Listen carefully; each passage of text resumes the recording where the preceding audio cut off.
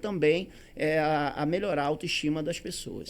O senso de valorização, né? Sim. A gente comentava até aqui anteriormente, né, que como a localidade, o ambiente influencia a autopercepção da pessoa, né? Certo, então você perfeito. mora num ambiente em que foi um lixão, em todos os problemas sociais que a gente conhece.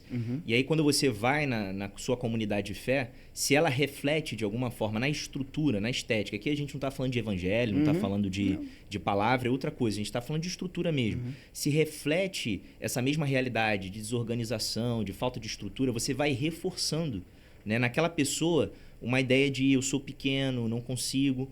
E quando a igreja ela se torna esse espaço de empoderamento, né? É uma palavra que o pessoal de esquerda meio que se apropriou dela, mas eu acho que é uma palavra interessante, que é do próprio evangelho. O apóstolo Paulo diz que a gente tem que se empoderar do poder de Deus, né? Receber o poder. Mas esse empoderamento de dizer, não, eu sou parte desse bairro e esse bairro tem o seu valor, né?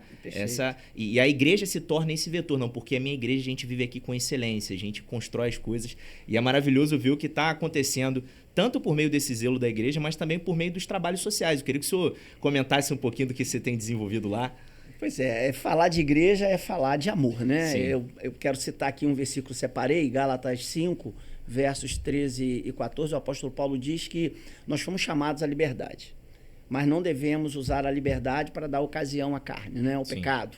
Então, devemos servir uns aos outros em amor ou em caridade, algumas expressões dizendo isso. Porque toda a lei se resume em uma só palavra: amarás ao teu próximo como a ti mesmo. Amém. E uma das ênfases que a gente tem dado muito lá na nossa igreja, na nossa comunidade de fé, é exatamente a questão do amor. A gente precisa refletir esse amor. E como você reflete amor dentro de uma sociedade hoje tão castigada, tão maltratada por várias questões, e você chega, a igreja ela se torna um ponto de apoio, de encontro das pessoas. Então as pessoas veem, dentro das pesquisas, a igreja ainda é uma das organizações da sociedade que mais crédito tem diante das pessoas. Então a gente ainda mantém essa característica, né, de ser um ponto de apoio. A credibilidade nossa é boa. Sim. As pessoas olham para a igreja dentro de uma questão assim: eu vou lá, pelo menos as pessoas vão me ouvir. Né? E quando a gente pode ouvir as pessoas e a gente pode também atender as pessoas, e aí a coisa se completa, aí se fecha. Né? E a gente começou há alguns anos atrás um trabalho social no bairro.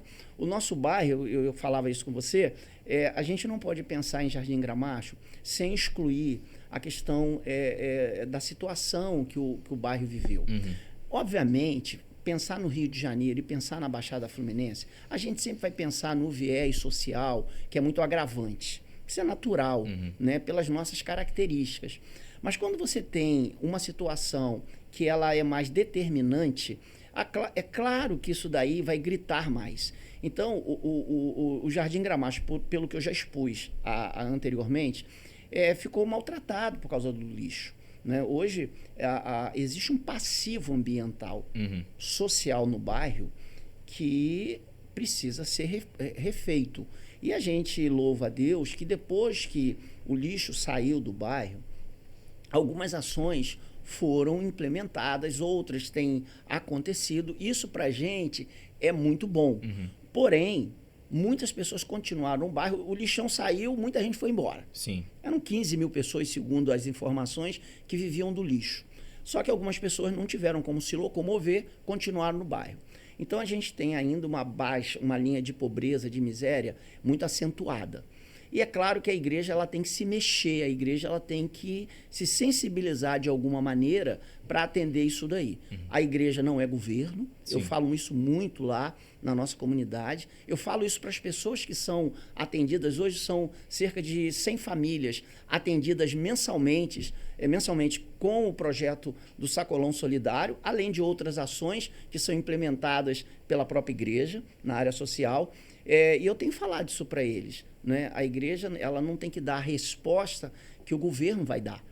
Essa parte o governo tem que fazer, ele sabe fazer, ele tem mecanismos legais para fazer. A igreja não tem, mas a igreja não pode fugir à questão do seu amor. Sim. A prática do amor fraternal com os seus e com aqueles que a procuram, precisa ter um equilíbrio e precisa ser levado a sério.